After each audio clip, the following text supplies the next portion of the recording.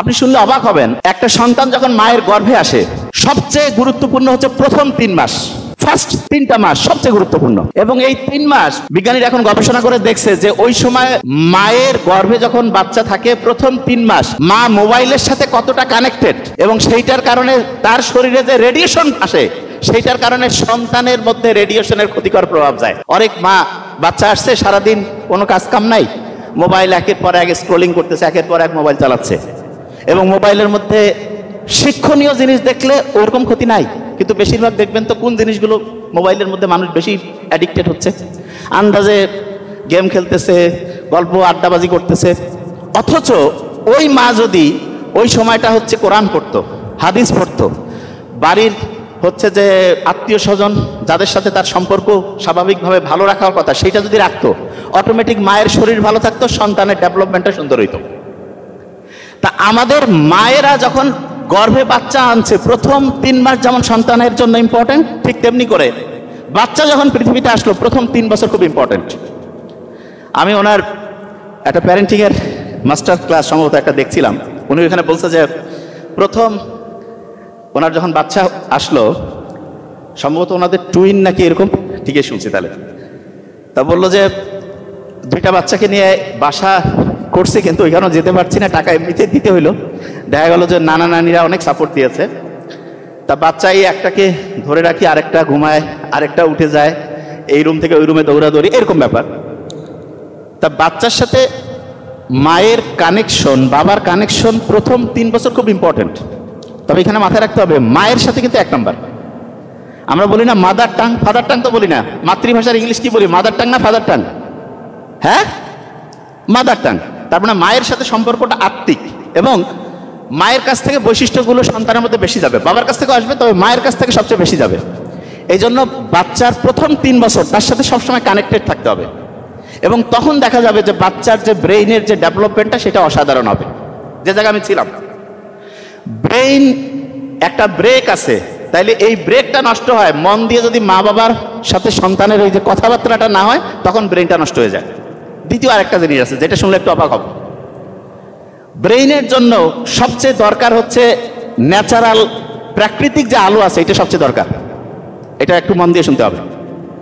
আমি শুনলাম এসে যে শায়েখ আব্দুর রাজ্জাক উনি হচ্ছে রাজশাহীতে বেশি থাকে এবং খুবই ভালো। ঢাকা শহর খারাপ ভালো এটা নিয়ে বলে অনেকে আবার মেজাজ গরম হয়ে যায়, হ্যাঁ ঢাকা খালি খারাপ, কিন্তু আপনাকে বুঝতে হবে কোনটা ভালো কোনটা খারাপ, আপনি নিজে ডিসিশন নেন, মিলায় নেন, এক এক করে মিলায় নেন।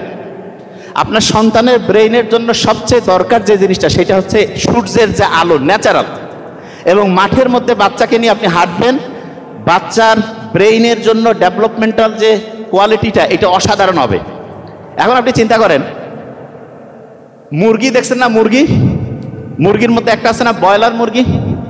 আচ্ছা, ব্রয়লার মুরগি যে সূর্যের আলোর নিচে থাকে না লাইটের আলোর নিচে থাকে? হ্যাঁ, লাইটের আলো। আচ্ছা, আমাদের এই যে ঢাকা শহরে যে ফ্ল্যাট বাড়িগুলো আছে এগুলোতে সূর্যের আলো বেশি আছে নাকি এই যে ন্যাচারাল আলোর চাইতে এই যে আর্টিফিশিয়াল যে লাইট, কোনটা বেশি আছে? লাইটের আলো বেশি নাকি সূর্যের আলো বেশি? আমাদের যে এই যে ফ্ল্যাটগুলো কি সূর্যের আলো বেশি ঢুকে নাকি লাইটের, মানে এই যে এমনিতে যে ইলেকট্রিক বাল্ব, কোনটা বেশি? এই যে ইলেকট্রিক যে বাল্ব সেটা ঢুকে। এখন আপনি চিন্তা করেন গ্রামে যে বাচ্চাটা আছে সে মাঠে ঘুরে বেড়াচ্ছে, সে ন্যাচারাল আলোর মধ্যে আছে, তার ব্রেইনের যেরকম বিকাশ হবে, এই যে শহরের যে ফ্ল্যাট বাড়িতে যেখানে ন্যাচারাল এনভায়রনমেন্ট নাই সেইখানে যে হচ্ছে যে এই যে কৃত্রিম আলোর মধ্যে যে বাচ্চা 24 ঘন্টা আছে, তার অবস্থার কি দেশি মুরগির মতো হবে না ব্রয়লার মুরগি? ব্রয়লার মুরগি। আপনি নিজে একটু মিলান তো। তাহলে আপনি যে এই যে ফ্ল্যাট বাড়ির মধ্যে যেখানে ন্যাচারাল এনভায়রনমেন্ট নাই সেইখানে যে আপনার বাচ্চাকে বড় করতেছেন, এটা কি আপনি দেশি মুরগির মতো করে পালন করতেছেন না ব্রয়লার মুরগি? হ্যাঁ, ব্রয়লার মুরগি। আচ্ছা, এখানে যারা আছেন একটু জাস্ট খেলে আমি একটু জানার জন্য, শায়েখকে ইয়া করতে হবে না, জাস্ট আমি জানার জন্য, যারা মোটামুটি এখন সফল হয়েছে বেশিরভাগ লোক কি গ্রাম থেকে আসছে না শহর থেকে? হ্যাঁ, গ্রাম থেকে বেশিরভাগ লোক, বেশিরভাগ 80% গ্রাম থেকে। এই লোকগুলো গ্রাম থেকে সফল হওয়ার পরে এনারা চিন্তা করতেছে যে না, আমাদের ছেলে মেয়েকে আমরা গ্রামে রাখলে সফল হবে না। চিন্তার মধ্যেই তো সমস্যা। আপনি নিজে কিভাবে সফল হয়েছেন আপনার নিজেরটা দেখেন। আপনি নিজে সফল হইলেন গ্রামে থেকে, আপনি তারপরে চিন্তা করতেছেন যে না, আমার এরপরে সফল হইতে গেলে আমার বাচ্চা কাচ্চাকে শহরে রাখতে হবে। এই ভুল ধারণা থেকে বেরোয় আসতে হবে। যে যেখানে আছেন সেই জায়গাটাকে গ্রামের মতো বানান। গ্রামের মতো বানালে সেই জায়গাটা থেকে আপনার সন্তান অসাধারণ হতে পারে। যে জায়গায় আমি ছিলাম, সন্তানের জন্য সবচেয়ে ইম্পর্টেন্ট হচ্ছে সানলাইট, সূর্যের আলো। শহরে যারা থাকেন, আব্বা আম্মা ভাই বোন সহ যারাই থাকেন, যেই ফ্যামিলিতে, সূর্যের আলোয় প্রত্যেক দিন 30 মিনিট হলেও আপনার বাচ্চাকে নিয়ে হাঁটতে হবে। 30 মিনিট সূর্যের আলোর মধ্যে 30 মিনিট করে হাঁটতে হবে। তাহলে সূর্যের আলোর নিচে 30 মিনিট করে হাঁটবেন। একটু হাতটা উঁচু করে দেখান তো, কারা কারা হাঁটতে পারবেন? আচ্ছা, ভেরি নাইস, হাতটা নামান। আচ্ছা, পড়া রিভিশন দেওয়ার সময় কোন হাত ধরতে হবে? এবার একটু রিভিশন দেই, ধরি এখন। মন দিয়ে যদি কথা না শুনি, ব্রেনের ব্রেক ঠিক থাকবে না নষ্ট হবে? নষ্ট হবে। আচ্ছা, যখন আমি নতুন পড়া পড়বো তখন কি ডান হাত ধরবো না বাম হাত? বাহ, ভেরি নাইস। কোন রঙের কালি দিয়ে লিখলে ব্রেন ভালো থাকবে? কোনটা? নীল। বাহ, ভেরি নাইস, নীল। আচ্ছা,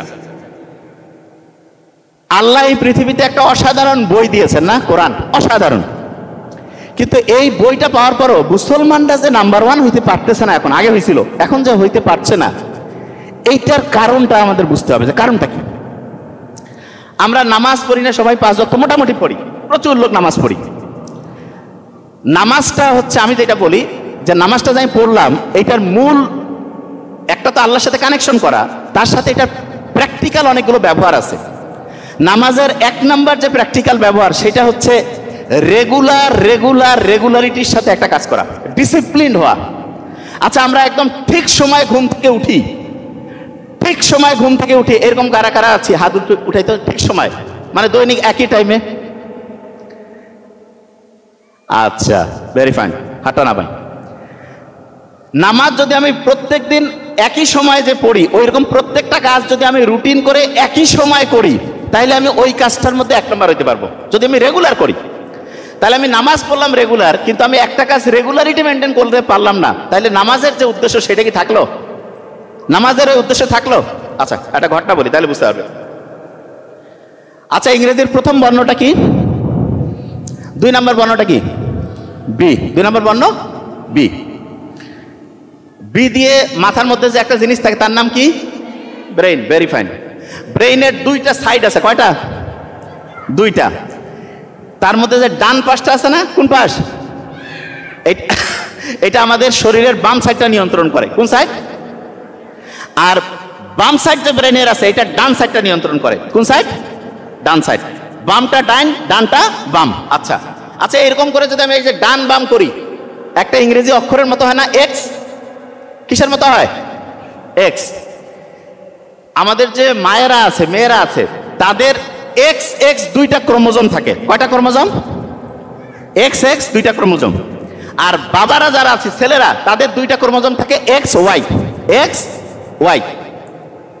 শুনলে অবাক হব, ছেলেদের যে ওয়াই ক্রোমোজোম আছে, ওয়াই, এইটার মধ্যে প্রায় 1450টা জিন ছিল। কতটা? মানে মোহাম্মদ সাল্লাল্লাহু আলাইহি ওয়াসাল্লাম যা আপনার প্রায় 1450 বছর, এরকম 1450টা জিন ছিল, সহজ করে বলি। এখন মাত্র 45-50টা জিন আছে, মাত্র 45-50টা। তার মানে ছেলেদের যে জিনগুলো আছে আস্তে আস্তে আস্তে আস্তে ধ্বংস হচ্ছে। মেয়েদের যে জিনগুলো মোটামুটি ঠিকই আছে। এবং ইন্টারেস্টিং জিনিস, এই পৃথিবীতে যতগুলো দেশ আছে, এই দেশগুলোর মধ্যে 2-4টা দেশ বাদে সব দেশে মেয়েদের গড়াই বেশি। মেয়েদের গড়াইটা কি বেশি? আচ্ছা, অনেকের মাথায় একটা প্রশ্ন, মেয়েদের